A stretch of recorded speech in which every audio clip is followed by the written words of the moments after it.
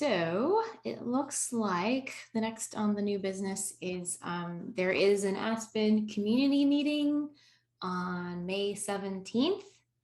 I don't know if Tara or Sam want to say anything about what's going to happen at that meeting. But if not, I can jump in. Yeah, we'll post an agenda to the Slack channel. So if you're not in the Aspen community Slack channel, get on it. It's great. And I think we've got 2 meeting topic ideas already. One is creating additional OPEX for things like children's collections, new branches, archival collections. And then also on the agenda is more discussion on how to indicate accessibility features in collections like closed captioning and features for people with visual disabilities, etc. awesome. Yeah, so look out for that agenda. Join Slack if you're not already on it, because it's a great way for us to all communicate and ask questions with each other. So that is May 17th. All right, thanks, Tara. Okay, so before we get into some discussion topics, I wanted to tell everyone about a new tool that we learned about recently, and I think it's going to change our game for building out more of our help center and our documentation, and we think it will really help you all too. As a lot of times during implementation, we get libraries who ask questions about, like, how do we best, teach our users about how to use our new Aspen catalog, and how do we teach our staff and disseminate that information. So I wanted to tell you about a tool called Tango, and you can sign up for a free account. We're not getting paid by Tango to do this. I just am really jazzed about it. So I think basically Tango is a tool to, right now it's a browser extension. And I think they're working on a desktop version of the app so that you can capture other applications outside of your browser. For instance, like Koha and whatnot, or whatever your ILS is. But as a browser extension, it's a way to copy the steps that you're doing on a screen, and it automatically will take screenshots that you can then easily annotate. And once you're done going through the steps, there will be like a step-by-step kind of workflow that you can then edit. You can edit the screenshots it takes, you can delete them, you can add annotations like circling things or arrows. It's just kind of this all-in-one really easy tool. And I want to give a shout out to Maine. I think Mike is here and put this together, because they actually use Tango for a couple of their quick tutorials for Aspen. So I'm going to drop a link to that in the chat. And I'm just going to give you a quick little demo for people who don't know what this is or haven't seen it. And I'm of course going to link to the site for Tango if you want to look it up. I think it's just tango.us. Okay, so let me share my screen right quick.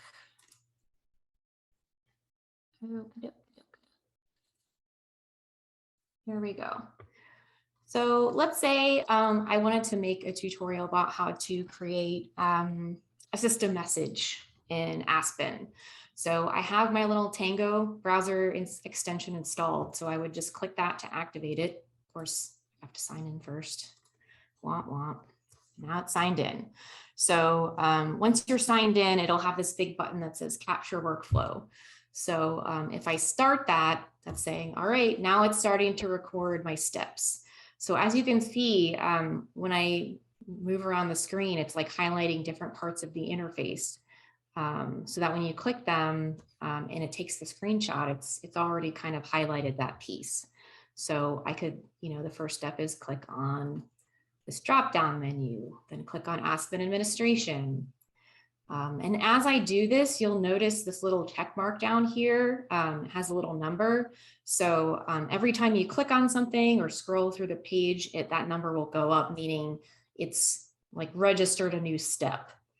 And you can pause at any time. So if I wanted to go do something else really quick, I could pause it and it's not going to record my clicking or my activity. And then whenever I'm ready, I can just resume that. So let me see, I'm going to click resume and then we'll go to system messages, add new. And then you can kind of, like if I want to make sure I highlight this part in the tutorial, I could just kind of drag my mouse so it's circling this whole box and then click. And that way in the screenshot, it has that whole thing circled.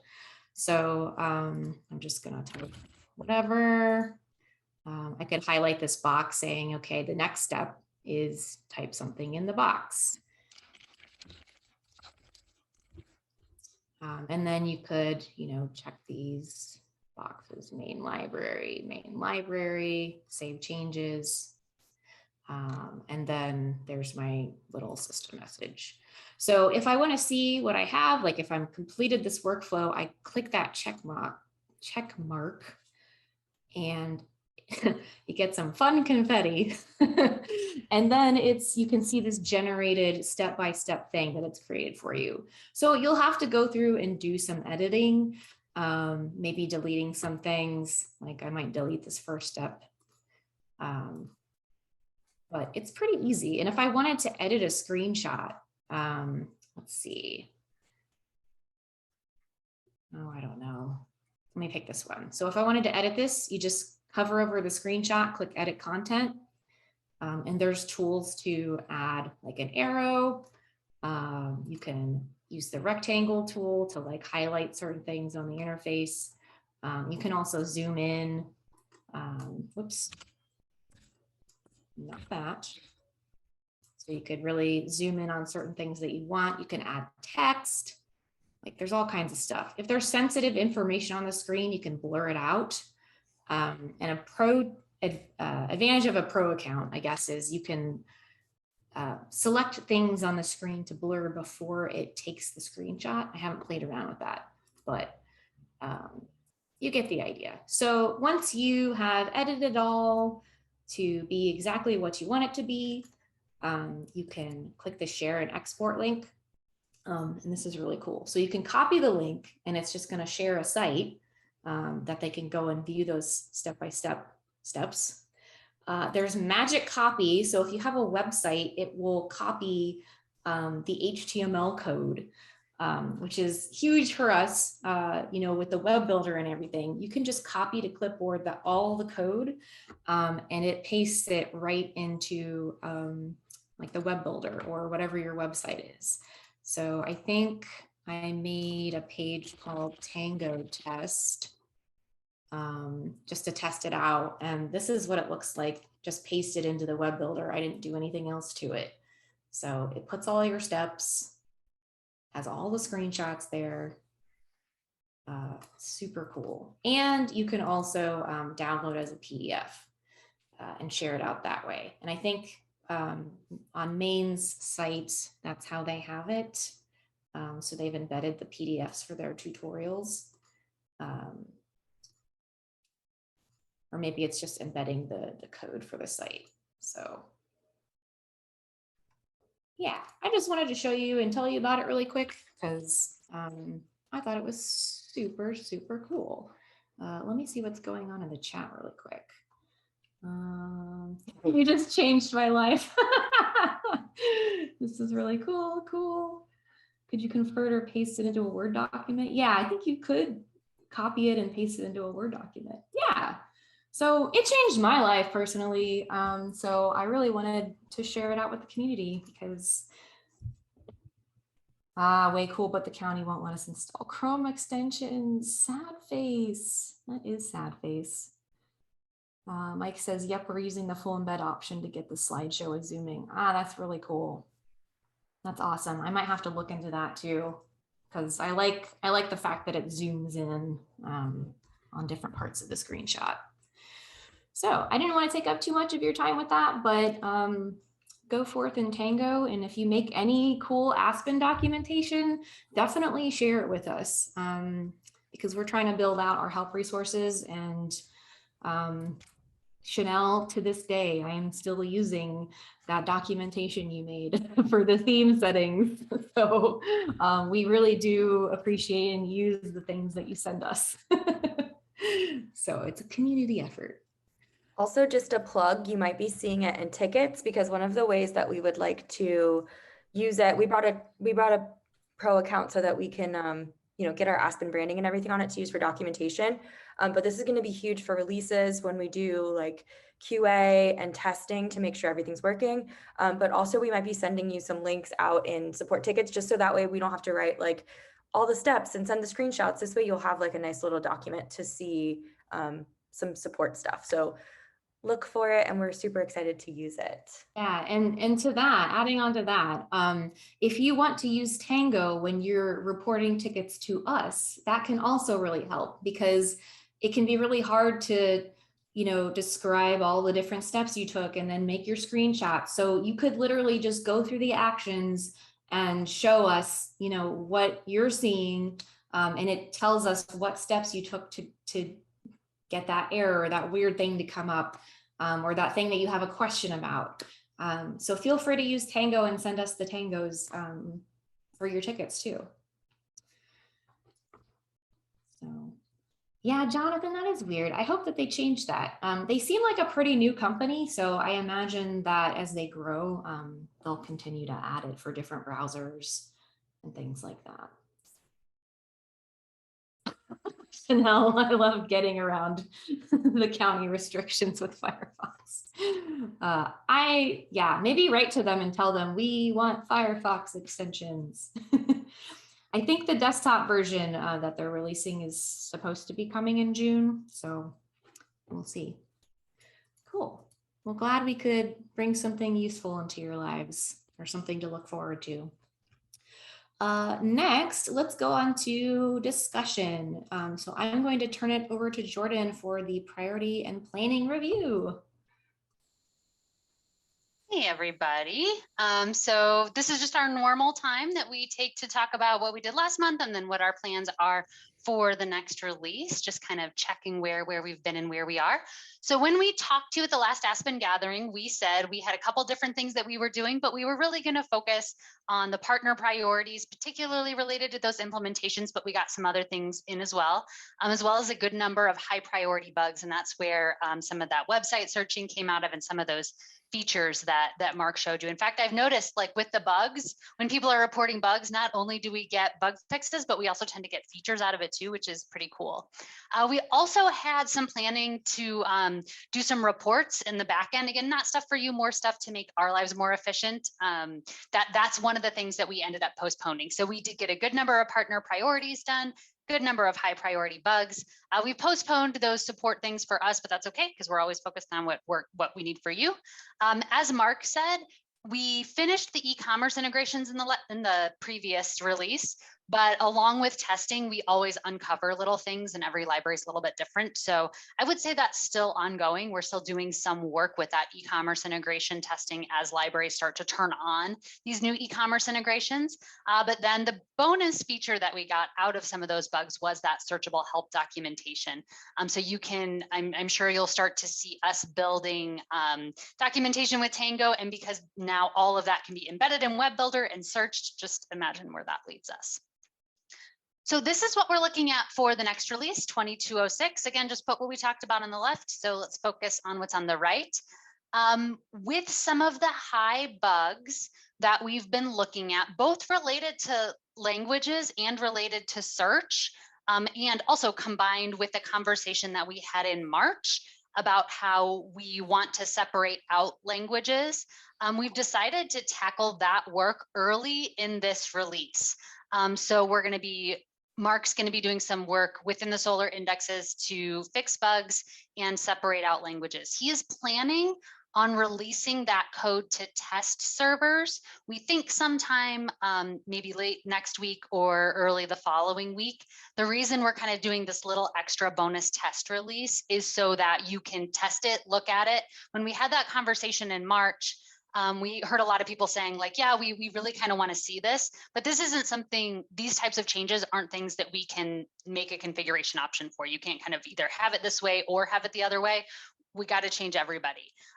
So we will be finishing that up and pushing that code to test servers in the first half of the release. If you do not have a test server, we have the test server that we share. We'll be making sure that that's available for everyone to kind of see and look how the languages look a little bit different before from the conversation in March where we said we're going to separate languages into separate grouped works.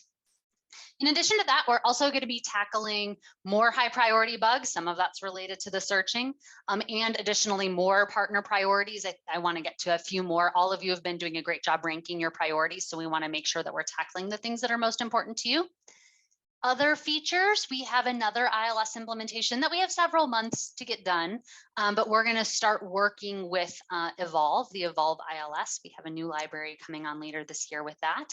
And this is really conversations with them and just the very early work.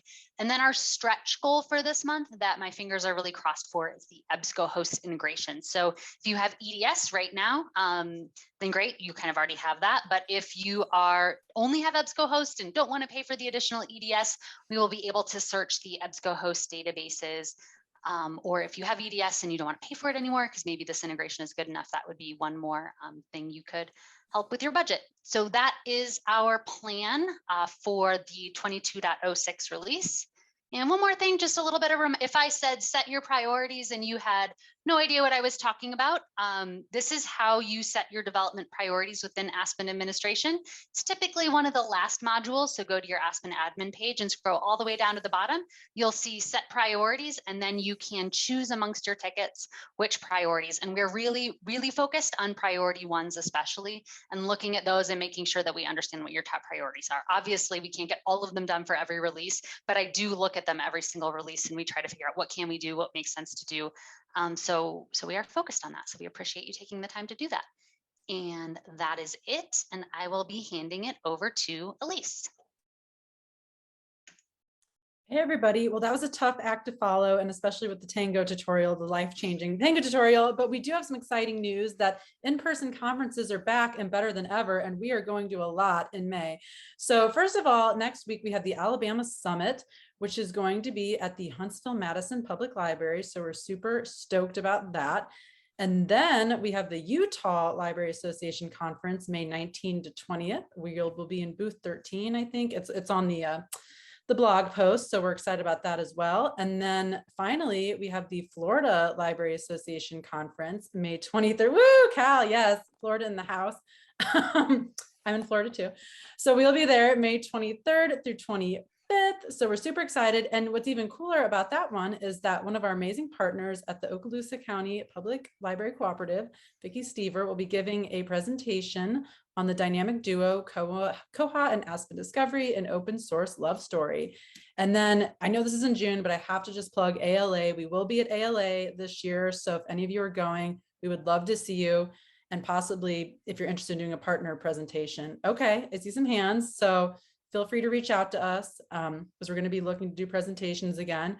And one more thing, just on the topic of sharing and resource sharing, kind of like we were talking about earlier, we really love to share partner success stories on social media.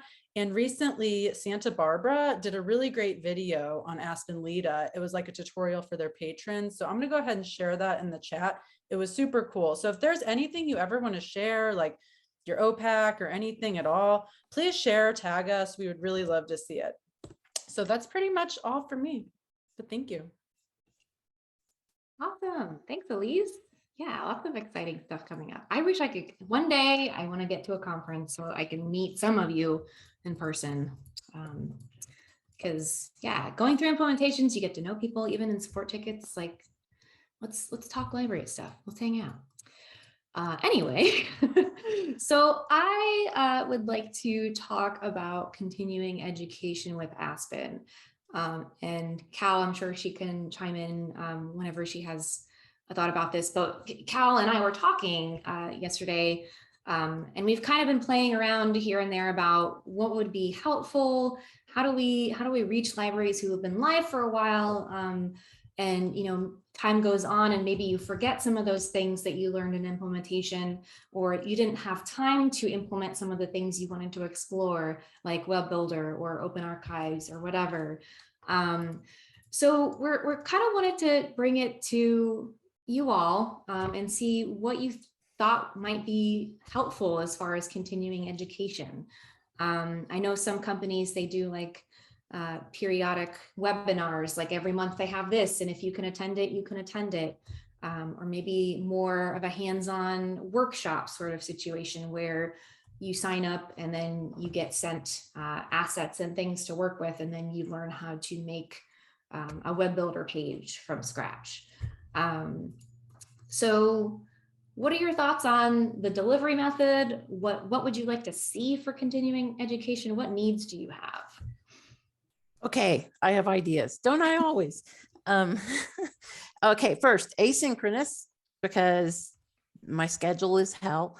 The two things that pop to mind immediately for me are, so you guys did a lot of the setup for us. So there's a whole lot in the like serious admin areas that I don't have an understanding of what they do. And I might want to know that as libraries say, hey, can you do X, Y, or Z? And I may not know that because you set us up. So I didn't learn all those things. So like a detailed walkthrough, some of that serious admin stuff would be great.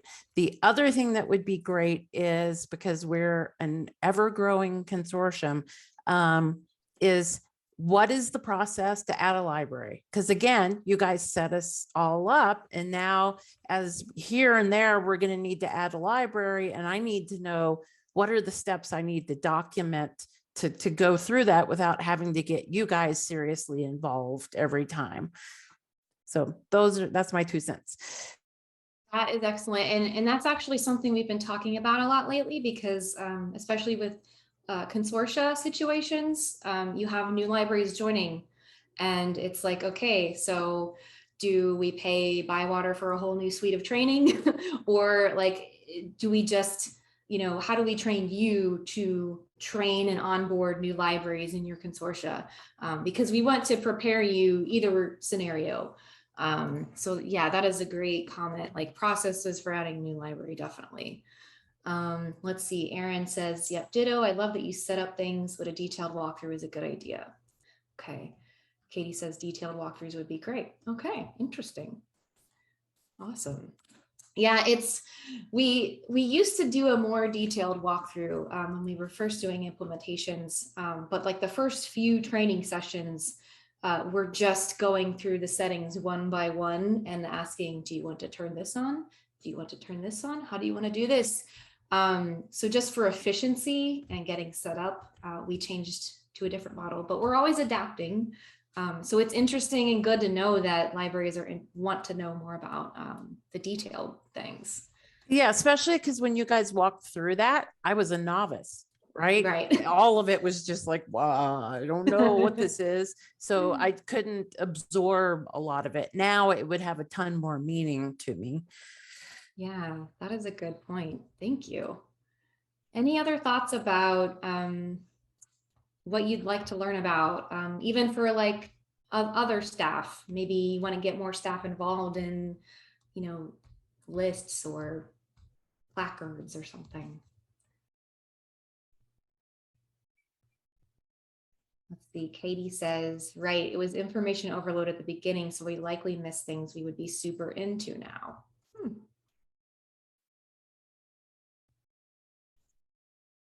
to know.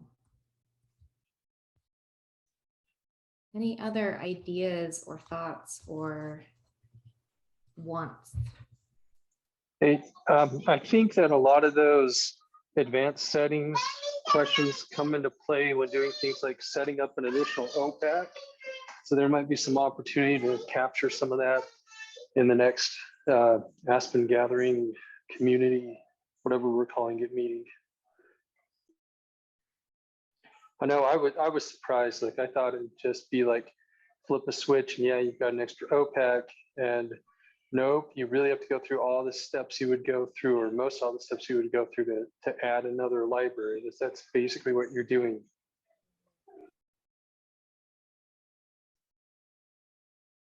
Good. So it sounds like there's a lot of specific interest in the more detailed, like serious admin functions. Okay. And maybe this isn't the right crowd for it, but if we did like, say, a web builder webinar or workshop, what do you think is the likelihood that you would either attend synchronously or watch a recording just to freshen up on something like that? So this is Sam again. I think that's pretty high. I'm finding myself like having to turn those functions over to other employees right now. And so I've either got to develop the training material and do that, or send them to some kind of Aspen boot camp for their particular section of what they're going to be doing. Okay, good to hear. Yeah, we would definitely have a recording available either way. But yeah, as we've tried to solve the issue of like, how do we use our time wisely and your time wisely. And because if we have multiple libraries who have gone live and they want web builder training, like, does it make sense to meet with them individually, or should we just have one web builder training and everyone can ask their questions? So because during implementation, a lot of it is specific to your library situation, but a general training on a function of Aspen might be a little more widely applicable. Let's see. Oh, so throw in, we signed up with LibGuides a few months ago, and the way they do things is they heavily resist having any one-on-one interaction with your library, but they have a whole database of videos that they started out as live tutorials that they record, and like every year or something they do a new tutorial to catch all the updates and stuff, and then they put that on their site. So when you're wanting to know, oh, I want to use this other feature we haven't tried, there's a video for how to do exactly that in their database of videos. Yeah, that's again one of the things we're wanting to work towards, and I think Tango is going to help us complete our goal of filling out the help manual and getting a help center up. Part of the updates that we were waiting for was just completed, is being able to search custom pages, because that's what we were using to build out our help center. And then the ability to just paste the code in Web Builder and embed it. That's another huge step. So yeah, along with that goes into making videos, and a part of our thought with offering webinars that are recorded is we can then use those webinars to have as tutorial videos so that anyone could watch it and figure out how to do it. And so we're also updating our own video documentation. Lots of talk in the chat. Let's see. And another thing. So one of the things, the difficulties that we have with Cersei Dynex is that they record videos on how to use X, but they put in both the admin and the user end of it. So it's hard for me to show that to staff that need to know how to use that feature, like say browse categories, right? So they don't need to know what infrastructure I had to set up for them to do that. They just get confused by that, and I have to be there to say, no, ignore that. So just keeping in mind that there's the admin and then there's the library staff education. Good point.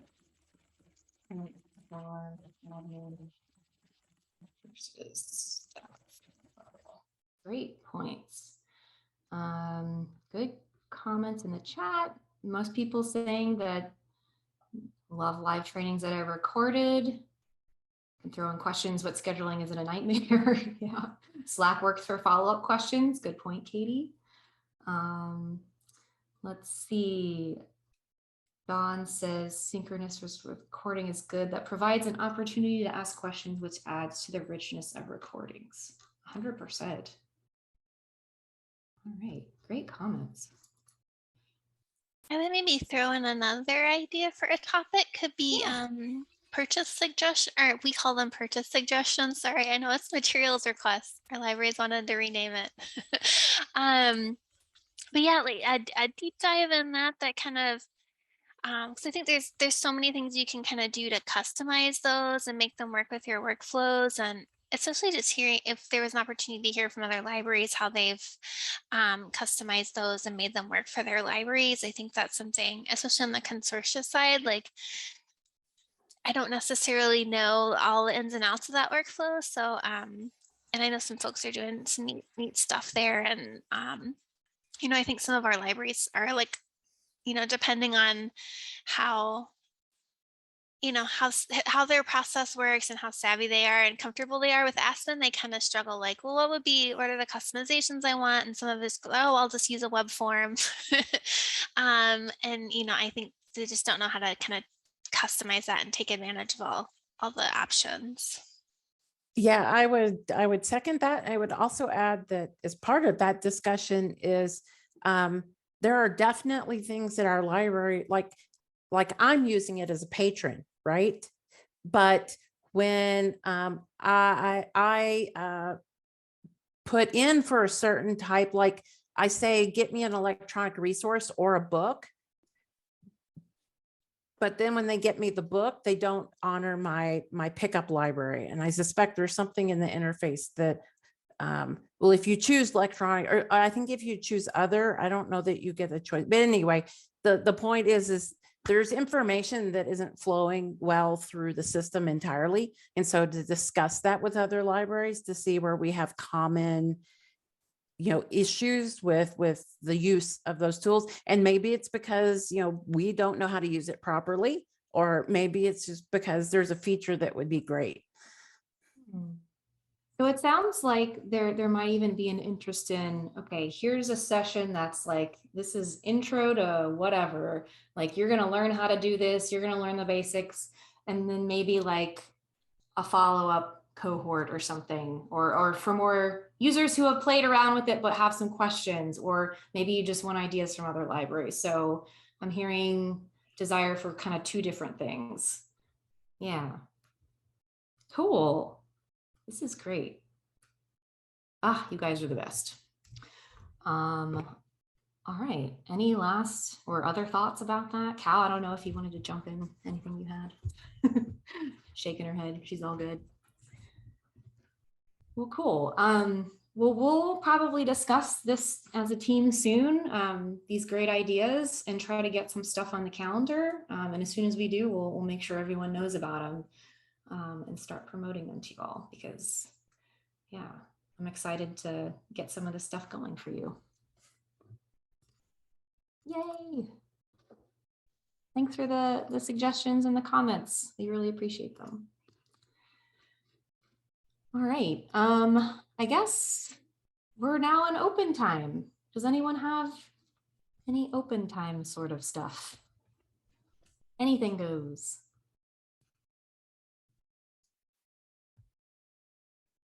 Questions, comments, jokes. What you ate for lunch today?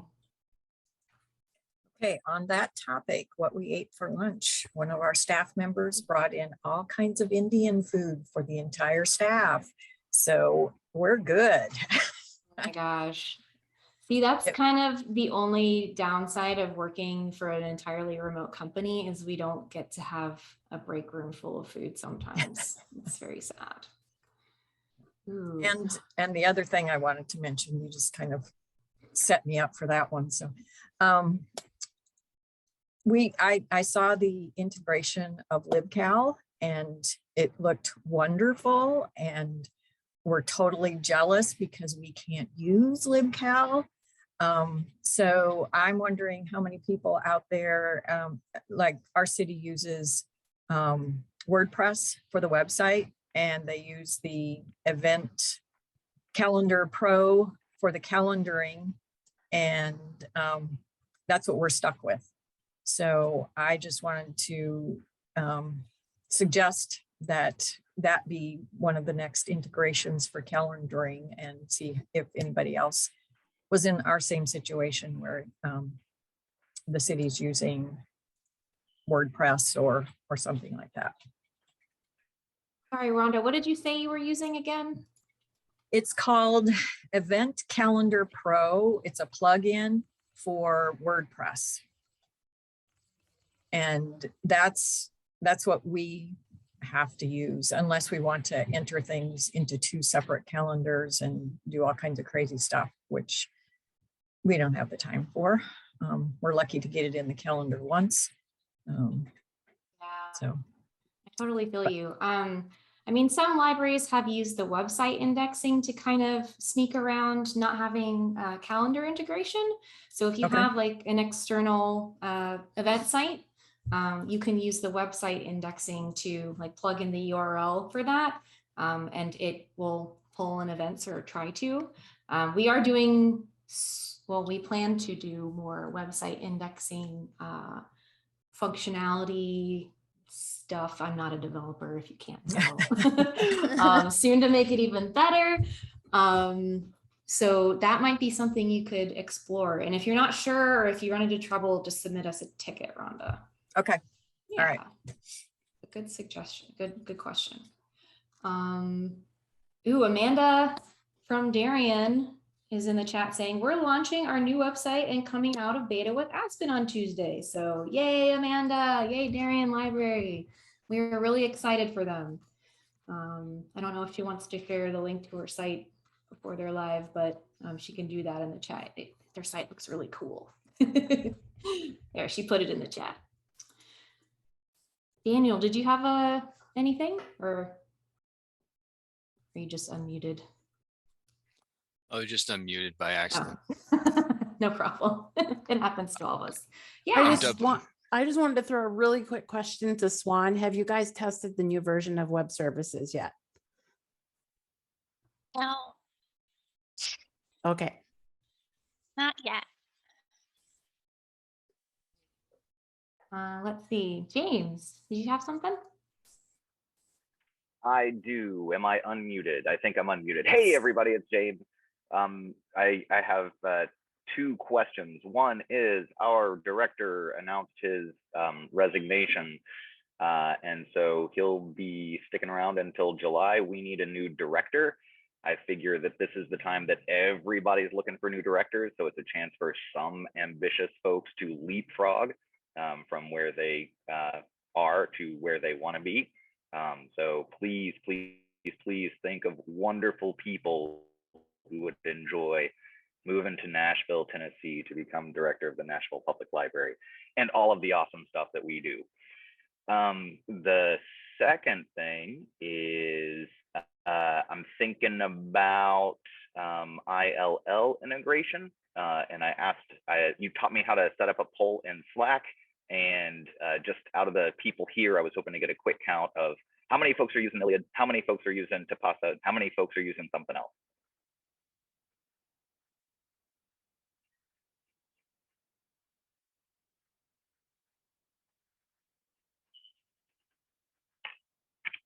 Thanks, Cal.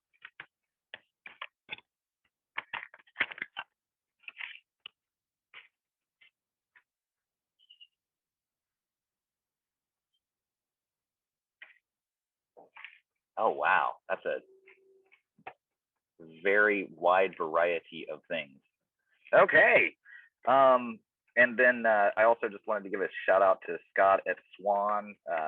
I've been in web meetings all day, one of which he delivered, having to do with keeping holdings up to date in OCLC. I think invited me or demonstrated to me a use of their homegrown tool for OCLC holdings management that I'm really excited to dig into.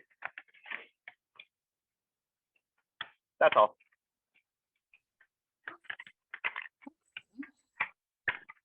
Off the world cat. All right. Anything for open time before we set y'all free?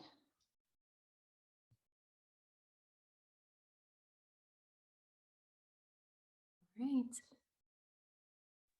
Hey, Well, is there still any kind of desire in the community, Aspen community, to have a wholly self-sustained, built into Aspen events and booking manager? Looks like the direction right now is indexing other services like LibCal and whatnot. Is there a desire for that?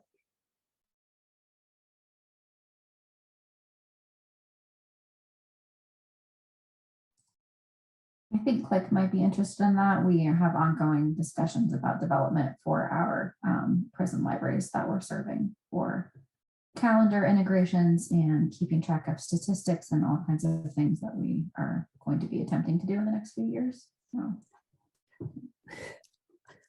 I'm anti that. And the reason why is because calendaring is extremely difficult to get right. And I deal with that regularly. In our case, we went with Library Calendar as our calendaring product, which of course Aspen pulls in, and that's been awesome. But I hate to see the focus on having a really good catalog that it be distracted by trying to make a good calendaring system, because calendaring is so hard. You have to really focus on it.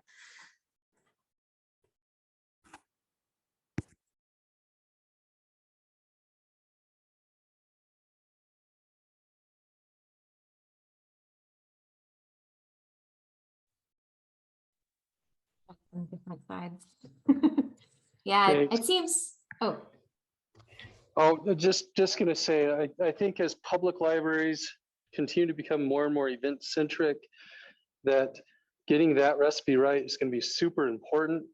And this idea of, kind of the one-stop shop for discovering of all things.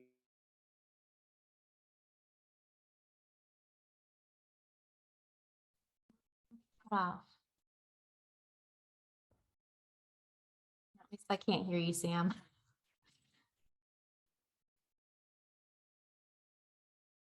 Oh no, we've lost Sam. Yeah, it's a tough thing. And I think Aspen, we do want to be the one-stop shop for your patrons, which is why I think, some things it's nice to have built into Aspen as an option. And then some things it's like with something as complex as calendaring, if there are services we can integrate with, maybe that's the path forward, but I'm not Mark, so.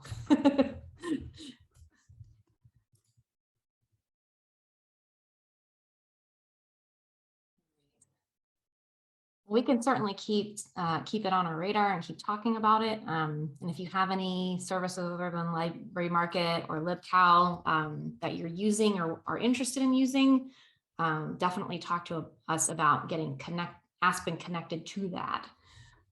Because I think that's what it is right now, unless everyone starts really clamoring for something more built in. But those calendar people, they got the time and that's what they're focused on. So I think that's what we've been leading towards. Yeah, I know for a lot of our libraries, they're using like Library Market and Library Calendar together, or Communico has kind of a whole package. So I feel like they would be and they're very particular about what they want for their events and calendars. So it'd be definitely a big haul to to move them over. I'll say that for Maine, it would be, I think, a pretty low priority, but like, I guess the opposite perspective is we do know that there's other products that are trying to be all in one. And, selfishly, we want everyone to use Aspen. So it has more support and more development and, grows larger. So, whether it be, email stuff, promotion stuff, event scheduling, certainly to have a idea that it could evolve into that at some point, just to keep it on the the horizon somewhere. You know, certainly nothing we would say not to do. Thanks, everyone. I would say nothing's ever off the table permanently. So we'll keep talking about it and assessing, and yeah, we appreciate the different perspectives. All right, well, we are at 3 o'clock, or well, it's 3 o'clock Eastern. It's probably something else where you are. But I'm going to go ahead and say that this was a really awesome and successful Aspen gathering. Thank you all so much for attending and for your input. And yeah, stay tuned for updates about continuing education training. So we'll try to get something scheduled. All right, thank you, everybody. Have an awesome day. Talk to you in tickets and emails and Slack. Have a good one.